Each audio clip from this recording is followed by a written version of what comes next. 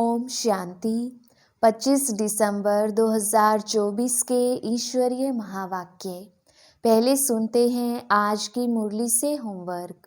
बाबा ने कहा, कदम कदम श्रीमत पर चलना यही हाईएस्ट चार्ट है।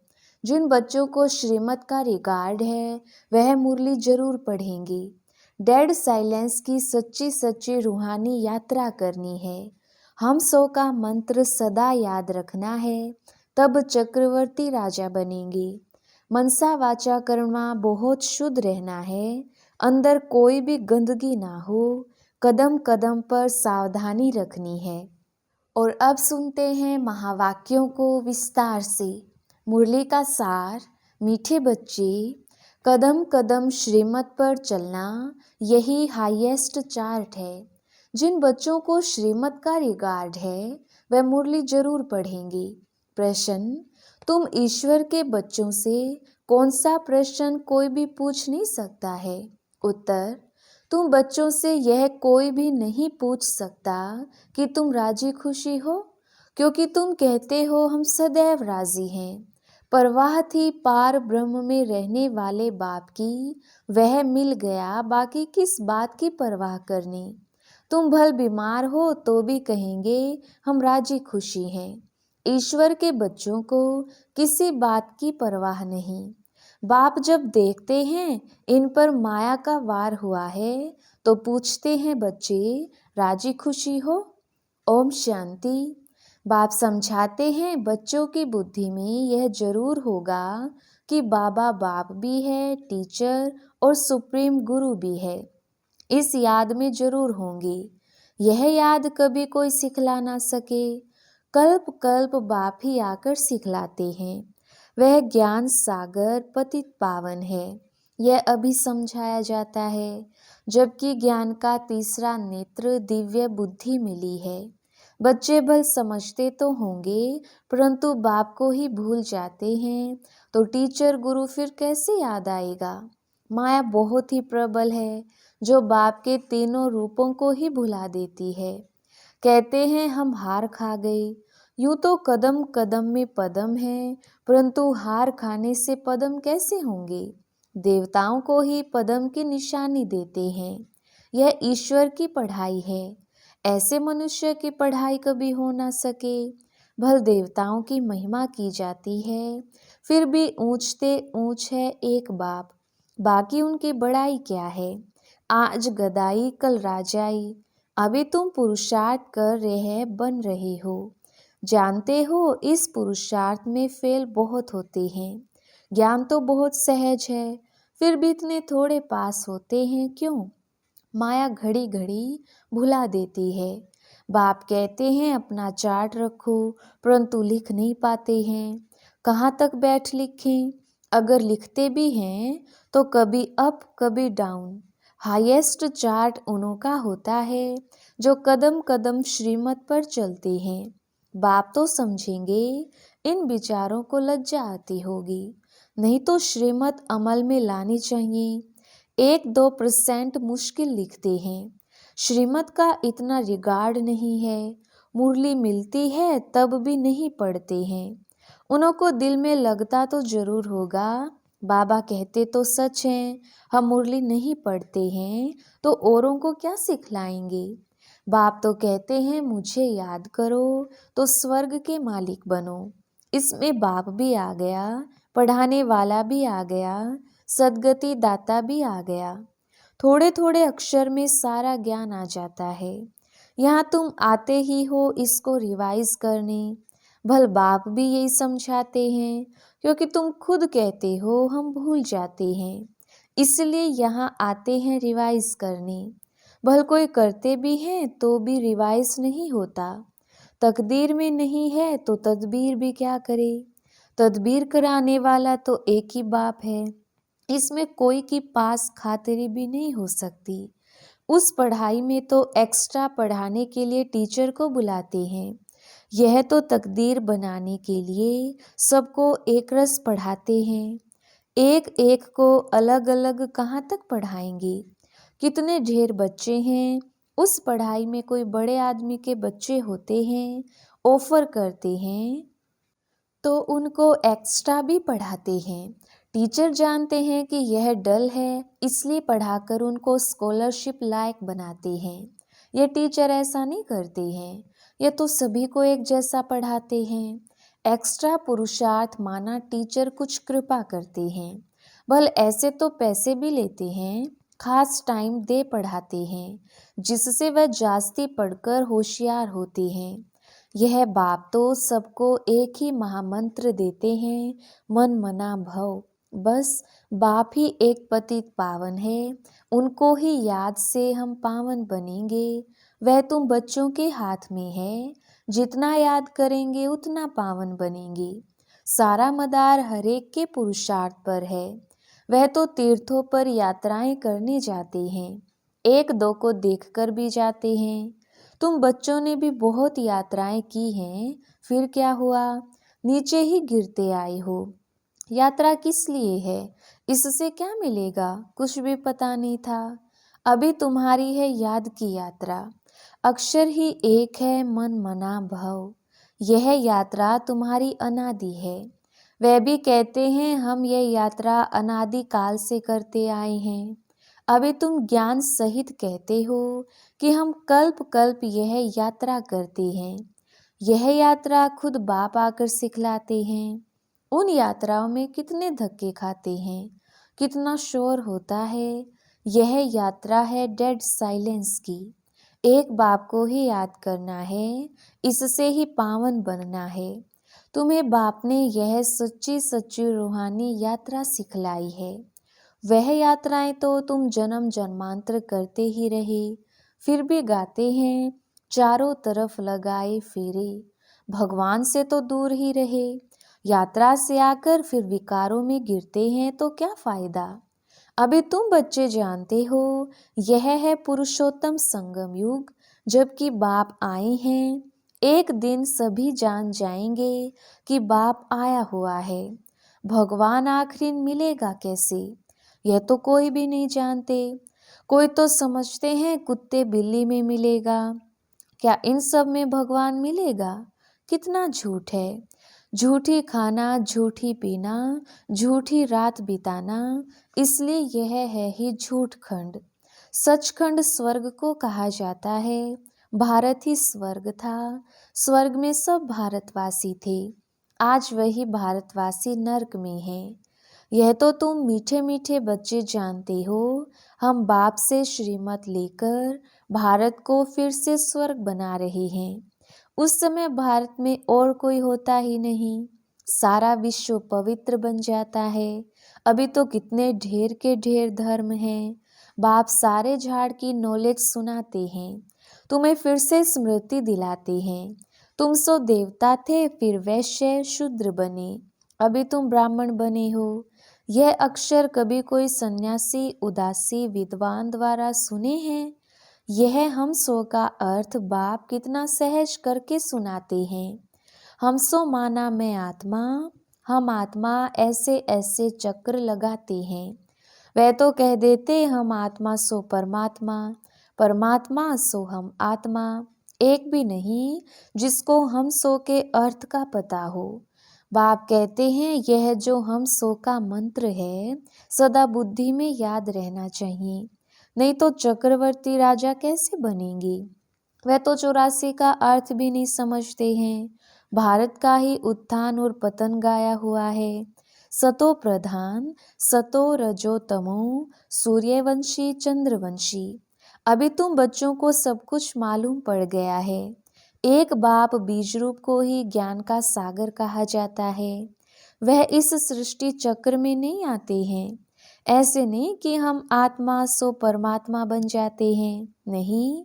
बाप आप समान नॉलेजफुल बनाते हैं, आप समान गॉड नहीं बनाते। इन बातों को अच्छी रीति समझना चाहिए, तभी बुद्धि में चक्र चल सकता है। तुम बुद्धि से समझ सकते हो कि हम कैसे 84 के चक्र में आते हैं। इसमें समय, वर्ण, वंशावली सब आ जाते हैं।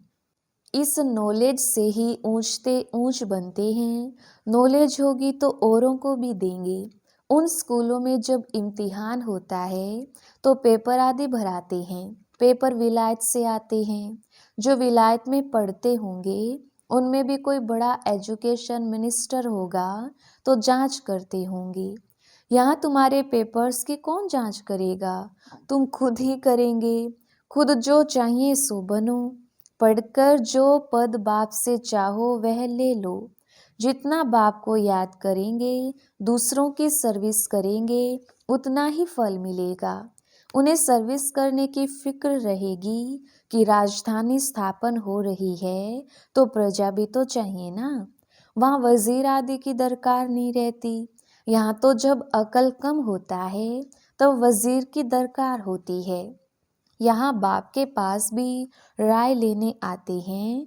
बाबा पैसा है क्या करें, धंधा कैसे करें? बाप कहते हैं ये दुनिया के धंधे आदि की बात यहाँ नहीं लाओ।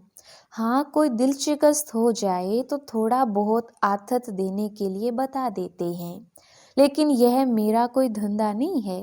मेरा धंधा है तुम्हें पतित से पावन बनाकर विश्व का मालिक बनाने का। तुमको बाप से श्रीमत सदा लेते रहना है। अभी तो सभी की है आसुरी मत। वहाँ तो सुख धाम है। वहाँ कभी ऐसे नहीं पूछेंगे कि राजी खुशी हो, तबीयत ठीक है। यह अक्षर यहाँ ही पूछा जाता है, वहाँ यह अक्षर होता ही नहीं। दुख धाम के कोई अक्षर ही नहीं। परंतु बाप जानते हैं बच्चों में माया की प्रवेशता होने के कारण बाप पूछ सकते हैं कि ठीक ठाक राजी खुशी हो। मनुष्य यहाँ के अक्षर को तो समझ ना सके।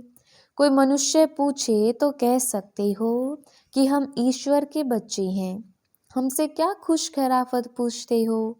परवाह थी पार ब्रह्म में रहने वाले बाप की, अब वह मिल गया, अब क्या परवाह। यह हमेशा याद रहना चाहिए। हम किसके बच्चे हैं ये भी बुद्धि में ज्ञान है।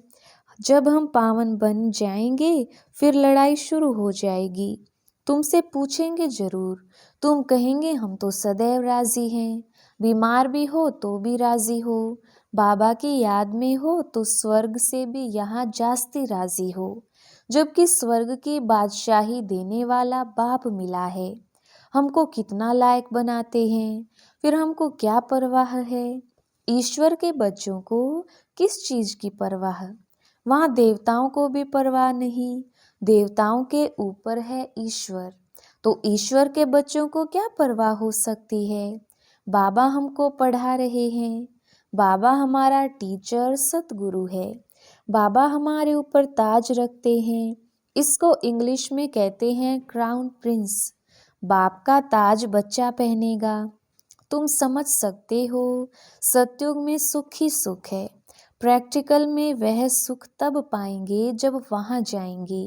वह तो तुम ही जानो सतयुग में क्या होगा। यह शरीर छोड़ हम कहाँ जाएंगे। अभी तुमको प्रैक्टिकल में बाप पढ़ा रहे हैं। तुम जानते हो सच सच हम स्वर्ग में जाते हैं। वह जो कहते हैं फलाना स्वर्ग में गया, परंतु उन्हें पता नहीं स्वर्ग और नर्क किसको कहा जाता है। कल्प की आयु ही लाखों वर्ष लिख दी है। जन्म जन्मांतर यह ज्ञान सुनते सुनते गिरते आए हैं। अभी तुम्हारी बुद्धि में है कि हम कहाँ से कहाँ आकर गिरे हैं। सतयुग से गिरते ही आए हैं। अभी हम इस पुरुषोत्तम संगम युग पर पहुँचे हैं।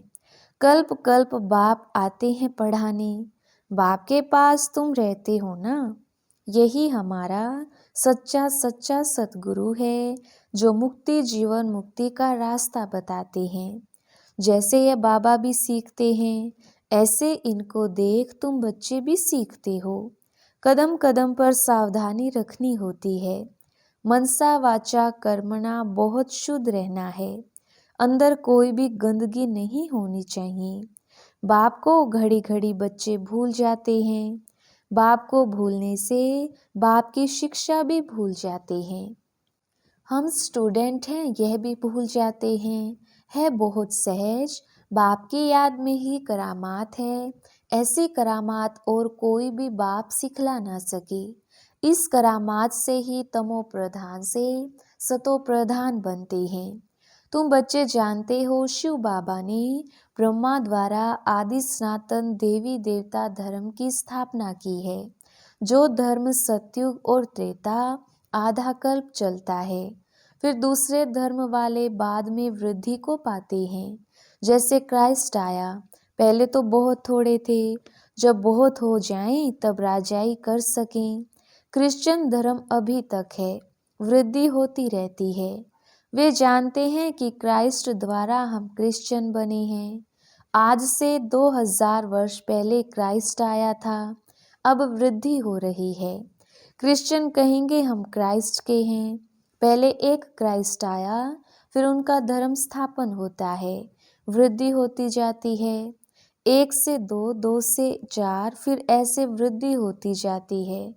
अभी देखो क्रिश्चियन का झाड़ कितना हो गया है। फाउंडेशन है देवी देवता घराना, इसलिए ब्रह्मा को ग्रेट ग्रेट ग्रैंड फादर कहा जाता है। परंतु भारतवासियों को यह भूल गया है कि हम परम पिता परमात्मा शिव के डायरेक्ट बच्चे हैं। क्रिश्चियन भी समझते हैं आदि देव होकर गए हैं, जिसके मनुष्य वंशावली हैं। बाकी वह मानेंगे तो अपने क्राइस्ट को ही। क्राइस्ट को, बुद्ध को फादर समझते हैं। सीजरा है ना, जैसे क्राइस्ट का यादगार क्रिश्चियन देश में है, वैसे तुम बच्चों ने यहाँ तपस्या की है, तब तुम्हारा भी यादगार यहाँ आबू में है। अच्छा, मीठे मीठे सिकिलदे बच्चों प्रति माता पिता बाप दादा का याद प्यार और गुड मॉर्निंग। रूहानी बाप की रूहानी बच्चों को नमस्ते। हम रूहानी बच्चों की रूहानी बाप दादा को याद प्यार, गुड मॉर्निंग और नमस्ते जी।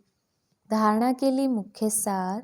पहला पॉइंट, डेड साइलेंस की सच्ची सच्ची रूहानी यात्रा करनी है। हम सो का मंत्र सदा याद रखना है, तब चक्रवर्ती राजा बनेंगे। दूसरा पॉइंट, मनसा वाचा कर्मणा बहुत शुद्ध रहना है।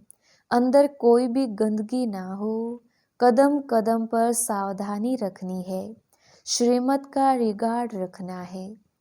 वरदान, निर्माणता के गुण को धारण कर सबको सुख देने वाले सुख देवा सुख स्वरूप भव। विस्तार, आप महान आत्माओं की निशानी है निर्माणता। जितना निर्माण बनेंगे उतना सर्व द्वारा मान प्राप्त होगा। जो निर्माण है वह सबको सुख देंगे। जहाँ भी जाएंगे जो भी करेंगे वह सुखदायी होगा। तो जो भी संबंध संपर्क में आए वह सुख की अनुभूति करे। इसलिए आप ब्राह्मण आत्माओं का गायन है, सुख के सागर के बच्चे, सुख स्वरूप सुख देवा। तो सबको सुख देते और सुख लेते चलो, कोई आपको दुख दे तो लेना नहीं। स्लोगन, सबसे बड़े ज्ञानी वह हैं जो आत्म अभिमानी रहते हैं। अच्छा, ओम शांति।